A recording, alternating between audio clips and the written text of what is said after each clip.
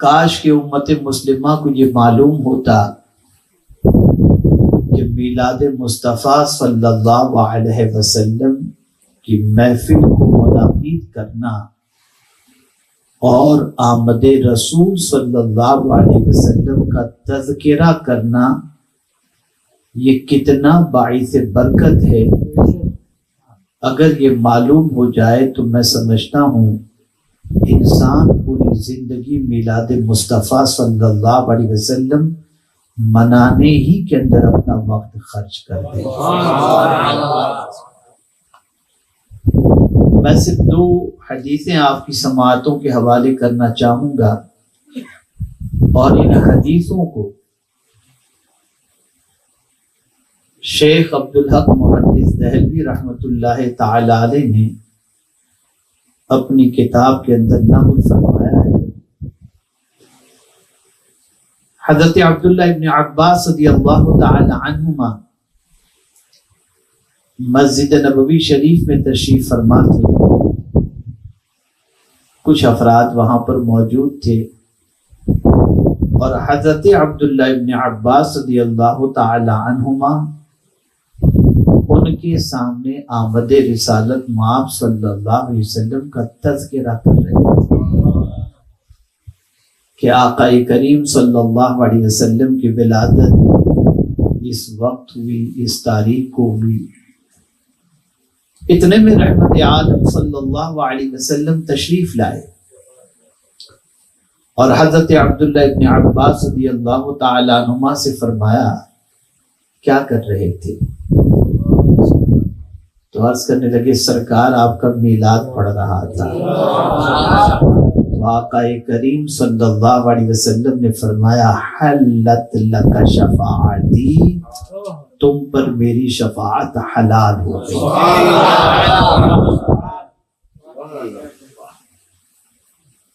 میرے پیارے آقا صلی اللہ علیہ وسلم کے پیارے دیوانوں، اسی طریقے سے حضرت عامر انصاری رضی اللہ تعالی عنہ اپنے گھر میں اپنے بچوں کو لے کر کے بیٹھے ہوئے تھے، پوتوں کو لے کر بیٹھے ہوئے تھے، اور آقا کریم صلی اللہ علیہ وسلم کا میلاد پڑھ رہے تھے، ذکر مصطفیٰ صلی اللہ علیہ وسلم کر رہے تھے۔ ایک صحابی کے ساتھ، غالباً حضرت ابو درداء رضی اللہ تعالیٰ عنہ کے ساتھ، حضور صلی اللہ علیہ وسلم حضرت عامر انصاری رضی اللہ تعالیٰ عنہ کے گھر پہنچے۔ دیکھا تو مجمع لگا ہوا تھا بچوں کا، پوچھا کیا کر رہے تھے؟ تو حضرت عامر انصاری رضی اللہ تعالیٰ عنہ نے عرض کیا یا رسول اللہ صلی اللہ تعالی علیہ وسلم، آپ کا میلاد بچوں کو سنا رہا تھا۔ میرے آقا صلی اللہ علیہ وسلم نے فرمایا تمہاری بھی نجات ہو گئی اور جو یہ کرے گا اس کی بھی نجات ہو گئی۔ یہ معمولی محدث کی بات نہیں کر رہا ہوں، شیخ عبدالحق محدث دہلوی رحمۃ اللہ تعالی علیہ کی بات کر رہا ہوں۔ میرے پاس ان کی کتاب اوریجنل کاپی کا ریفرنس بھی موجود ہے۔ قرآن مقدس میں کامیابی کا جو نسخہ اللہ نے عطا فرمایا ہے وہ یہ ہے کہ اللہ کی نعمتوں کو یاد کرو۔ نعمت کی بات نہیں، نعمتوں کو یاد کرو۔ کیا ہوگا اس سے؟ اللہ فرماتا ہے تاکہ تم کامیابی سے ہمکنار ہو جاؤ۔ کس شخص کی مجال ہے کہ اللہ کی ساری نعمتوں کا وہ ذکر کر سکے یا یاد کر سکے؟ ہم اگر دیکھیں تو ہر ایک سانس اللہ کی نعمت ہے، ہر سانس کا شکر ہم ادا کرنے کی طاقت ہے۔ تو اللہ کی ساری نعمتوں کو یاد کرنا، اول تو ساری نعمتوں کو کاؤنٹ نہیں کر سکتے۔ وَإِن تَعُدُّوا نِعْمَةَ اللَّهِ لَا تُحْصُوهَا، اگر ہم اللہ کی نعمتوں کو کاؤنٹ کرنا چاہیں تو کاؤنٹ نہیں کر سکتے۔ اب اللہ فرماتا ہے کامیابی چاہیے تو ساری نعمتوں کا، اللہ کی نعمتوں کا ذکر کرو، اللہ کی نعمتوں کو یاد کرو، تاکہ تمہیں اللہ کامیابی سے امکنار فرمائے۔ اور سورہ رحمان میں اللہ نے فرمایا فَبِأَيِّ آلَاءِ رَبِّكُمَا تُكَذِّبَانِ، تم اللہ کی کن کن نعمتوں کو جھٹلاؤ گے۔ آپ اندازہ لگائیں، ایک نعمت ہو تو ہم سمجھیں، زمین نعمت، پانی کا ایک ایک قطرہ نعمت، سانس نعمت، آنکھ نعمت، پورا وجود نعمت، ہر ایک چیز اللہ کی نعمت میں۔ ابھی کل کی بات بتاؤں، یہ صرف یعنی میرے ایک گرانڈ سن کے ساتھ، بیٹے کے ساتھ میں تھوڑا سا رات کے وقت ایک چھوٹے سے تالاب کے پاس گیا اور کھڑا تھا میں نے میرے پوتے سے کہا بیٹا یہ جو پانی بہ رہا ہے اس کی طاقت تم جانتے ہو؟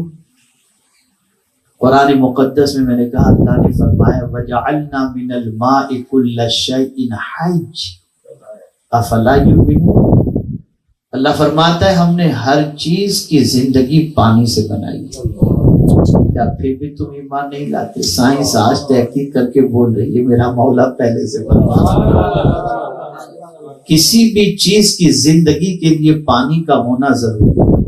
تو میرے پوتے نے بڑی پتے کی بات کہی، بولے دادو آپ تو کہہ رہے ہیں کہ پانی بڑی نعمت ہے، لیکن یہ تکلیف والی بھی تو بن جاتی ہے بہت ٹھنڈی ہو جائے، یہ پانی اگر بہت ٹھنڈا یا برف ہو جائے تو اس سے آپ کسی کا سر پھوڑ سکتے ہیں، اور یہی پانی بہت گرم ہو جائے تو آدمی کا بدن جلا دیتا ہے۔ مجھے اس کی باتوں سے تھوڑی سی حیرت ہوئی کہ بات تو اس نے پتے کی کہی، پتہ یہ چلا کہ پانی بہت بڑی نعمت ہے۔ مولا علی کرم اللہ تعالی وجہ الکریم ارشاد فرماتے ہیں کہ کل بروز قیامت جو ٹھنڈا پانی تم نے پیا ہے اس کے بارے میں بھی اللہ تم سے سوال پوچھے گا۔ یہ مولا علی کرم اللہ تعالی، اس کو تھوڑا سا اور آگے بڑھیں، سورہ تکاثر میں دیکھیں، اللہ فرماتے ہیں ثم لتسألن یومئذ عن النعیم، ضرور ضرور ہر نعمت کے بارے میں قیامت میں تم سے سوال کیا جائے گا۔ تو مفسرین فرماتے ہیں، بعض مفسرین نے یہاں پر یہ بھی فرمایا کہ ساری نعمتوں کے سوال کے ساتھ ساتھ حضور صلی اللہ علیہ وسلم جو اللہ کی سب سے بڑی نعمت ہے ان کے بارے میں بھی سوال پوچھا ان کے بارے میں۔ اور اگر کسی کو اس میں شک ہے تو نماز کا سوال بعد میں، روزے کا سوال بعد میں، حج کا سوال بعد میں، اعمال کا سوال بعد میں، قبر میں پہلے سوال مصطفیٰ جاوید کا حضور کے بارے میں پوچھا۔ تو بات یہ سمجھ میں آئی کہ اللہ عز و جل نعمتوں کو یاد کرنے کے بارے میں فرماتا ہے، اس کا ذکر کرنے کے بارے میں فرماتا ہے تاکہ کامیابی نصیب ہو سکے۔ کس میں طاقت ہے کہ اللہ کی نعمتوں کو کاؤنٹ کر سکے، یا اللہ کی نعمتوں کو شمار کر سکے، یا اللہ کی ساری نعمتوں کا ذکر کر سکے؟ کسی دعوت میں ہم چلے جائیں اور 80 ڈش اس میں لگی ہوئی ہو تو ہم کو 2-3 یاد رہتی ہیں، باقی تو پتہ بھی نہیں ہوتا۔ ہم اللہ کی نعمتوں کو شمار بھی نہیں کر سکتے اور نہ ساری نعمتوں کا ذکر کر سکتے۔ تو اب کیا کیا جائے؟ تم سب کا ذکر نہیں کر سکتے، ایک کا ذکر کرو، سارے کا ذکر کا ثواب اللہ کرے۔ ایک کا ذکر کرو جس کے صدقے میں ساری نعمتیں ملی، اس جانے نعمت کا تذکرہ کرو، تمہیں کامیابی ملے۔ حضور صرف جانے نعمت ہی نہیں، قاسم نعمت بھی، اور کیسی کیسی نعمتیں عطا کرتے ہیں۔ نعمتیں بانٹتا جسم تو ہوتی شان، ساتھ ہی منشی رحمت کا قلم دان ہے۔ آپ ذرا سوچیں، یہی وجہ ہے کہ جیسے کہ ماشاءاللہ بلبلے شکاگو سرکار حضور مفتی اعظم علیہ رحمہ کا کلام سنا رہے تھے، تو اس میں انہوں نے بڑا اچھا شعر پڑھا، پیتے ہیں تیرے در کا باتیں ہیں تیرے، پانی ہے تیرا پانی، دانا ہے تیرا۔ آپ سوچئے کون سی نعمت ہے جو اللہ عز و جل نے حضور کے صدقے میں ہمیں عطا نہیں کی۔ تو جان نعمت ہیں مصطفیٰ جان رحمت صلی اللہ علیہ وسلم۔ میرے پیارے آقا صلی اللہ علیہ وسلم کے پیارے دیوانوں، جب تک اس نعمت کی محبت اور اس نعمت کے ذکر کا جذبہ ہمارے اندر رہے گا، کامیابی سے ہمیں کوئی بھی دور کر ہی نہیں سکتا۔ اسے بھی میں قرآن کی روشنی میں سمجھا دوں، کامیابی اللہ نے رکھی کہاں، کہاں رکھی؟ تو اللہ فرماتے لَأَغْلِبَنَّ أَنَا وَرُسُلِي، میں اور میرے رسول ہی غالب ہوں گے۔ تو جو رسول کے قدموں سے قریب ہو گیا، اللہ اسے غلبہ عطا فرماتا۔ اور یہی وجہ ہے کہ صحابہ کچھ اور تلاش کرتے ہی نہیں تھے، وہ پوری زندگی حضور کے قدموں میں رہنا ہی پسند کرتے تھے، جینا بھی حضور کے قدموں میں چاہتے تھے، مرنا بھی حضور کے قدموں میں چاہتے تھے۔ اور کمال کی بات تو یہ ہے کہ محشر میں بھی حضور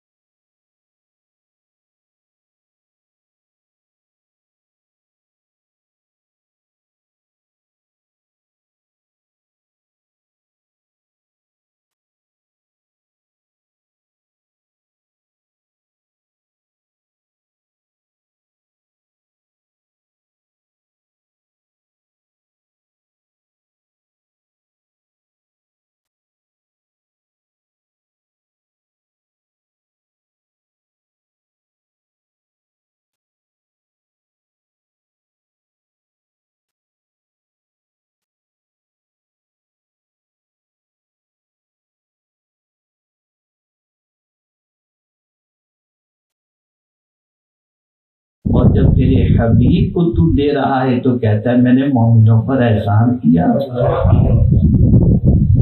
آسمان دیا احسان نہیں، زمین دیا احسان نہیں، پانی دیا احسان نہیں، ہوا دیا احسان نہیں، ماں باپ دیے احسان نہیں، چاند و سورج دیا احسان نہیں، سب کو نشانیاں بتا دیا تو یہ سب اللہ کی نشانیاں ہیں۔ کہ جب بات محبوب کی آئی تو احسان تو نے جتایا۔ بہت نفیس نقطہ میں آپ کے سامنے رکھ رہا ہوں۔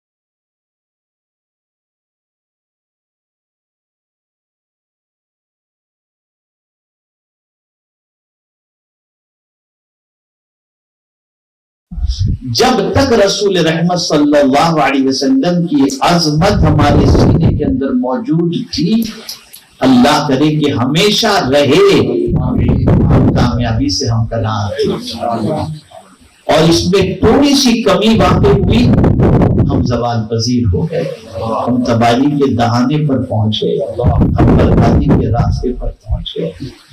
اور میں آپ کو بتاؤں، پوری صحابہ کی زندگی اٹھا کر کے دیکھیں، وہ اس آیت کے بالکل عامل تھے، اور اسی بنیاد پر حضور صلی اللہ علیہ وسلم نے واضح لفظوں میں فرمایا تھا، جس جنگ کے اندر میرا ایک صحابی بھی شریک ہو، اللہ اس کو فتح عطا فرمائے۔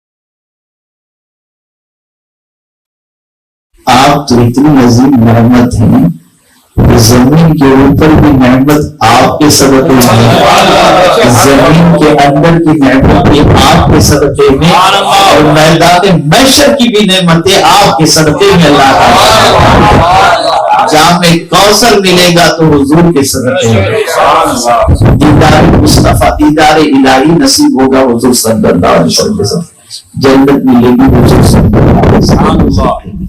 اسی لیے آقا کریم صلی اللہ علیہ وسلم تاکید کے ساتھ فرمایا سارے انسانوں سے زیادہ تک مجھ سے محبت نہیں کرو گے تم کامل مومن نہیں ہو سکتے. حضور صلی اللہ علیہ وسلم سے محبت کرنے والوں کی کمی تھی جو ہمارے اوپر اتنا پریشر ڈالا. ان سے تو محبت ان کا کتنی محبت اللہ کتنی محبت. میں آپ کو بتاؤں بہت سارے ہمارے احباب کبھی کبھی مجھے یا کسی بھائی کو تھکا ہوا دیکھتے تو کہتے ہیں آپ تھوڑا آرام بھی کر لیا کریں. کوئی بہت زیادہ محنت بچہ کرتا ہو تو ماں کہتی بیٹا تھوڑا سا آرام بھی کر لو.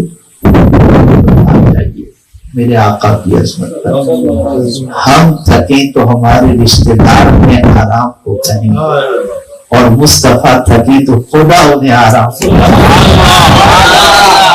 قرآن کہتا ہے طٰہٰ ما انزلنا علیک. آپ ذرا سوچو رسول اعظم صلی اللہ علیہ وسلم کے دیوانوں ہم اگر اپنے بچوں کو اپنا وفادار دیکھنا چاہتے ہیں تو انہیں حضور صلی اللہ علیہ وسلم کی محبت دلائیں. ہم اگر یہ چاہتے ہیں کہ دنیا اور آخرت کی نعمتیں ہمارے دامن میں آ کر تو حضور صلی اللہ علیہ وسلم کی محبت اپنی زندگی کے اندر شامل کریں. اور اعلیٰ حضرت عظیم البرکت امام عشق و محبت کیا خدا کی قسم قربان جائیے ان کے شعر پر جو نہ بولا کو رضا یاد اس کی اپنی عادت کی.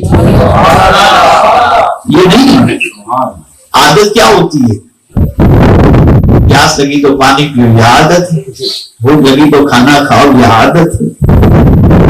یعنی ہماری عادت جو ہے نا تو اعلیٰ حضرت کہتے ہیں کہ سرکار صلی اللہ علیہ وسلم صرف وقت ضرورت ہی نہیں حضور کی یاد کو اپنی عادت بنا دو. اٹھتے بیٹھتے یا رسول اللہ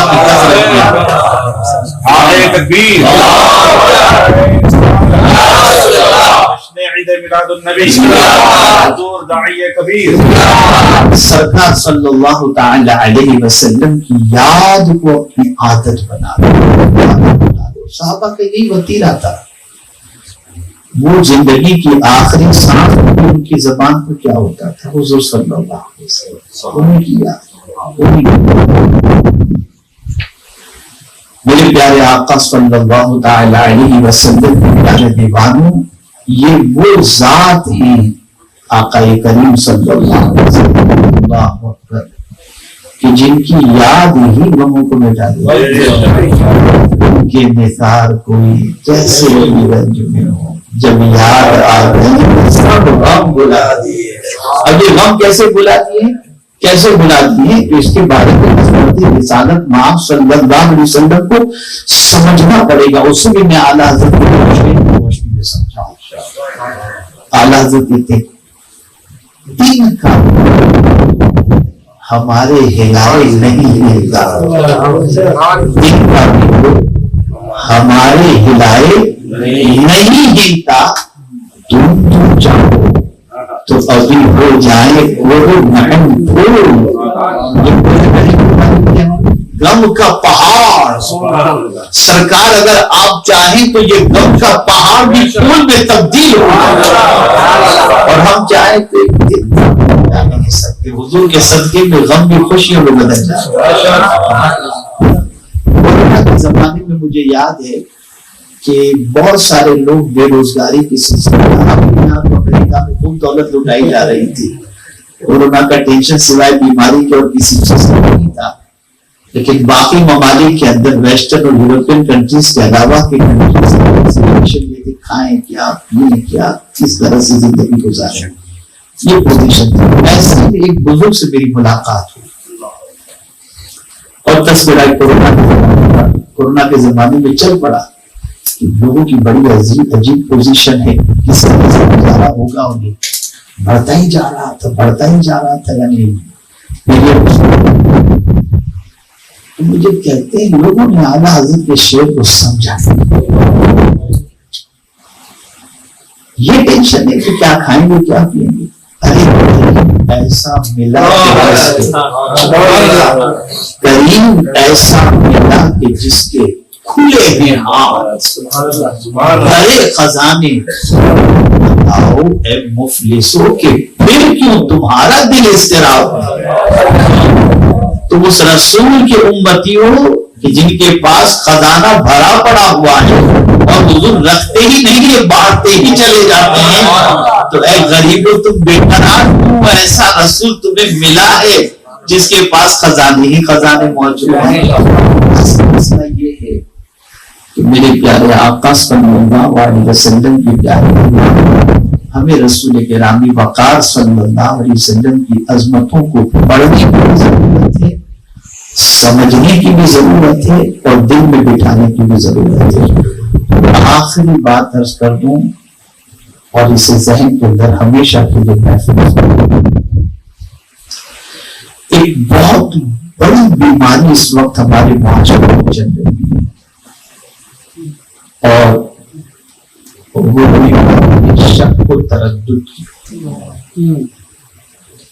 کانفیڈنس ختم ہو گیا، شک کے اندر گرفتار۔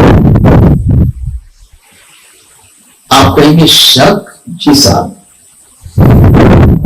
میں اگر اس وقت آپ سے کہوں کہ کھانے سے پہلے ہاتھ دھو لیا کریں، بیٹھ کر 3 سانس میں پانی پیا کریں، حضور بس دعا کریں اللہ ہمیں کی توفیق، اور میں یہ کہوں گا کہ یہ میرے آقا صلی اللہ علیہ وسلم کی سنت ہے، حضور صلی اللہ علیہ وسلم نے فرمایا، تو آپ کی بس دعا کیجیے حضور۔ لیکن تھوڑی دیر کے بعد کوئی بہت بڑا ڈاکٹر آ جائے، اس کے ہاتھ میں مائک دیا جائے اور وہ کہے کہ اگر آپ ہارٹ اٹیک سے تو بیٹھ کر 3 سانس میں پانی پیے، بھائی آج سے تو میں بیٹھ کر ہی پانی پیوں گا، بات چرا مان لینی چاہیے۔ اس کے بارے میں کوئی شک کرتا ہے، جس کا علم محدود اور جس رسول کو خدا نے خود پڑھایا اس رسول کی بات کے بارے میں شک کو تردد، اس کو ختم کر دیں۔ حضور صلی اللہ علیہ وسلم کے فرمان پر یقین کامل رکھو، کانفیڈنس رکھو اور پورا یقین رکھو، جیسا حضور نے فرمایا ویسا ہی ہوگا، یہ یقین رکھو۔ اگر یہ یقین میں کمزوری ہے تو ایمان میں کمزوری ہے، اور یہ یقین میں پختگی ہے تو